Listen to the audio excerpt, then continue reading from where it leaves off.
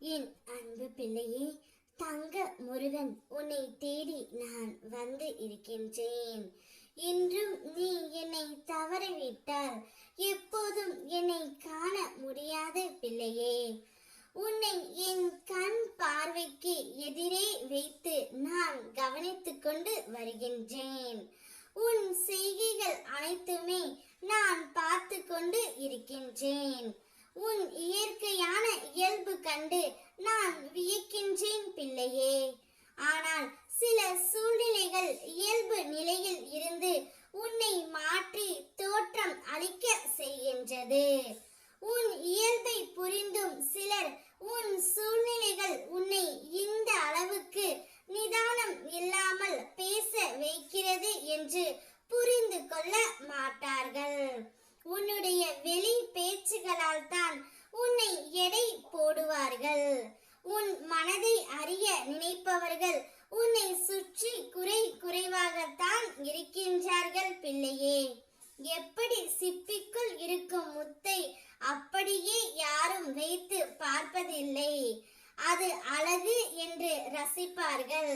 ஆனால் அதை வெளியே எடுத்து அதற்கான தோற்றத்தை பொலி உடையதா மாற்றினால்தான் அதை உண்மையானது என்று நம்புவார்கள்.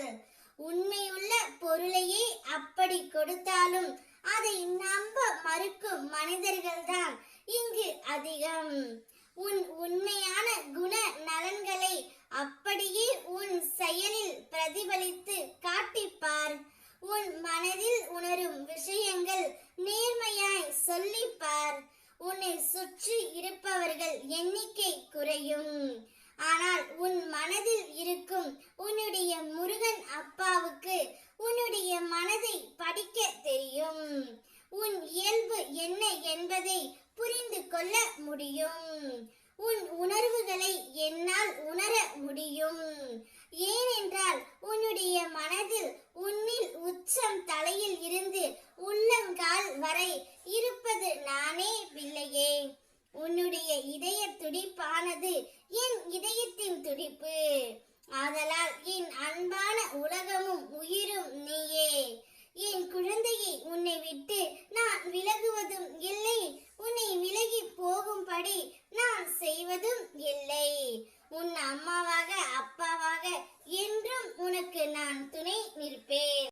அனுபவிப்பது உன்னிடம் இருப்பது நான் உனக்கு ஆசீர்வதித்து கொடுத்ததாகும் என்பதை நீ அறிந்தால் உனக்கு நிச்சயம் சுபம் ஏற்படும். நடந்ததை நினைத்து வருந்தியது போதும். இனி வருகின்ற காலம் உனக்கு வசந்த காலமே. இனி உன்னுடைய வாழ்க்கையில் எடுத்து வைக்கும் ஒவ்வொரு அடியும் உன்னை வெற்றிக்கு பாதைக்கு அழைத்து செல்லும். உன் முயற்சிக்கான பலன் நிச்சயம் கிடைக்கும். நீ எதிர்பார்த்த காரியம் நிறைவேறும். ஓம் முருகா.